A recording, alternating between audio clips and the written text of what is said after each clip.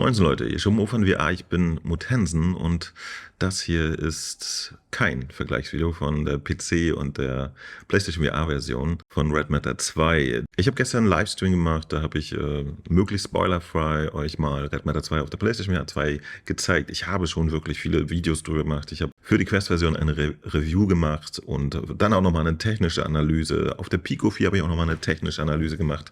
Das Game ist sowieso ein absoluter Hit.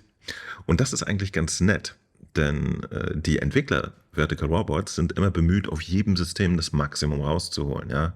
Und das macht es auch tatsächlich vergleichbar. Ich finde es nämlich immer interessant. Ihr erinnert euch vielleicht, es gab seinerzeit Angaben, was die Performance der PlayStation VR 2 angeht. Ja, der Pavlov-Entwickler hatte in irgendeinem Forum gesagt, dass die PlayStation VR 2 durch ihr dynamisches Forward Rendering, ihr wisst, das rendert wirklich nur mit maximalen Details und Schärfe da, wo man auch hinguckt. Das Eye-Tracking der PlayStation VR 2 macht das möglich.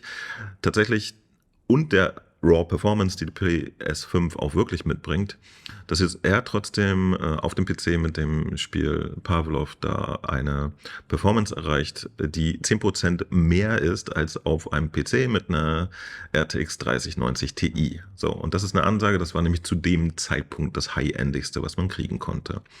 Wenn man die reinen Gigaflops vergleicht von der Grafikeinheit der PlayStation 5 mit PC-Grafikkarten, landet man aber eigentlich nur bei einer RTX 2070, 2080, so in dem Bereich. Ich gehe mal davon aus, die Wahrheit liegt irgendwo in der Mitte. Die reinen Gigaflops, eine Grafikkarte am PC mit der Leistung einer PlayStation 5 zu vergleichen, ist auch Käse, weil da einfach ganz andere Layer, um an die Performance ranzukommen, noch auf dem PC existieren, die sehr viel Performance kosten. So, und dann kommt noch dazu, dass die Entwickler halt auf diese eine geschlossene Plattform optimieren können.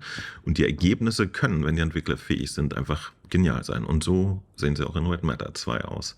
So, tatsächlich war ich neugierig. Ich habe mir die PlayStation VR 2 Version von Red Matter 2 angeschaut und mir war sofort klar, das ist jetzt die ultimative Version. Ich habe aber die PC-Version seinerzeit gar nicht viel gespielt. Ja? Ich habe wirklich das Spiel auf der Quest 2 durchgespielt.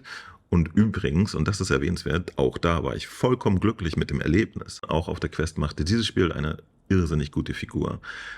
Jetzt auf der PlayStation VR 2 haben wir sozusagen die Ultimate-Version. So, aber ich war neugierig.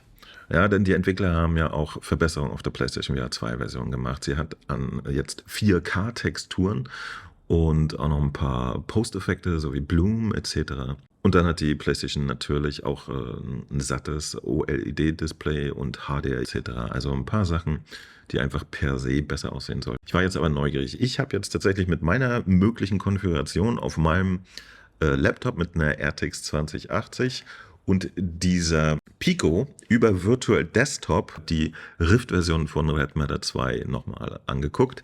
Witzigerweise habe ich Virtual Desktop genommen, weil das mir ermöglicht, wirklich die maximal mögliche Grafikqualität einzustellen. Ja, ich habe in Virtual Desktop auf Godlike gestellt. Ich habe in der Rift-Version des Red Matter 2 das Subsampling auf 1,5 gestellt. Mehr geht eigentlich nicht. Also es geht noch mehr als Subsampling, aber das sieht man eigentlich nicht mehr. Ja, sowas ist Käse. So, tatsächlich sieht die PlayStation VR-Version für mich klar besser aus. Ja. Eigentlich hat die Pico sogar ein bisschen mehr Pixel als die PlayStation VR 2, aber ich denke mal, dass auch durch die Kompression, die Virtual Desktop macht, um das Bild durch die Luft hin und her zu schicken, ein bisschen was verloren geht. So, für mich sah die PlayStation VR 2 Version deutlich schärfer aus. Ja.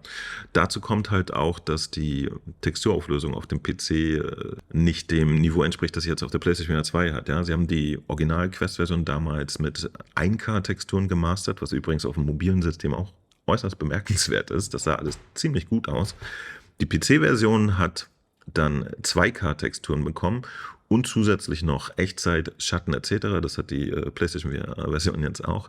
Die PSVR 2-Version hat jetzt noch 4K-Texturen. Das zieht sich aber übrigens nicht durch absolut jedes Objekt in dieser Welt. Ja, das muss man auch mal dazu erwähnen. Ja. Es gibt auch auf der PlayStation Sachen, die ein bisschen blurry Texturen haben. Meistens sind das aber dann sehr grobe Architekturgeometrien, die irgendwo im Hintergrund sich abspielen. Alles, was man sich direkt vor die Nase hält, sieht halt mit den 4K-Texturen extrem krass aus. So.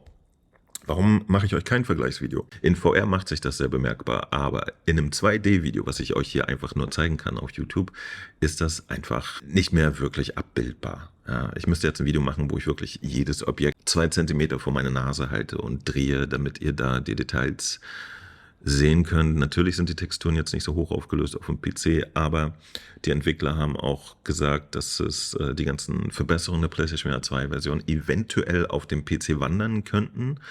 Und das ist doch insgesamt dann für alle ein toller Gewinn, würde ich mal sagen. Also, das ist es, was ich euch erzählen wollte. Ja, die PlayStation VR 2 Version ist jetzt gerade klar besser als die PC-Version.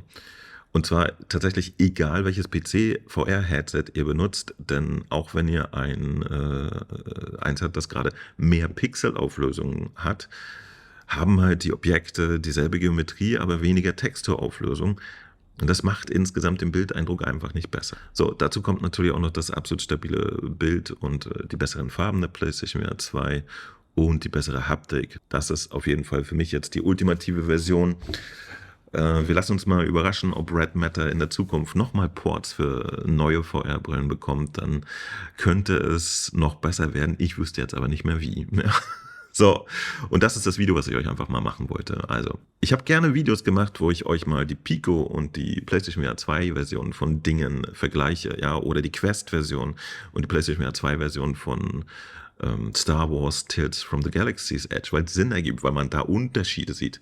In diesem Video sieht man einfach nicht viel. Wenn ihr noch kein System habt und euch für VR interessiert, holt euch eins, ist sowieso mein genereller Tipp. Welches ist eigentlich egal. Die Faszination ist nämlich überall entweder total da oder halt nicht. Ich bin sehr froh, dass es dieses Spiel überhaupt gibt. Ich freue mich wahnsinnig, dass es auf der PlayStation VR 2 auch alles rausholt, was in dieser Hardware rauszuholen ist. Es ist wirklich bemerkenswert. Damit ende ich erstmal. Ich würde mich über ein Däumchen freuen. Bis dann, Move an VR. Immer für euch da. Bye bye. Voller Einsatz, der Beste ist Mo. Der Beste ist Mo. Der Beste ist Mo. Der Beste ist Mo. Mo von VR ist Mo. Der Beste ist Mo. Der Beste ist Mo. Der Beste ist Mo. Tensen Mo von VR.